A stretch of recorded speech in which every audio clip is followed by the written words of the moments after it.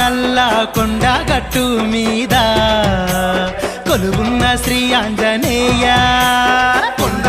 నల్ల కొండగట్టు మీద కొలువున్న శ్రీ ఆంజనేయ. వీరాధి వీర వీరాంజనేయుడవు తండ్రి మా రామాంజనేయ.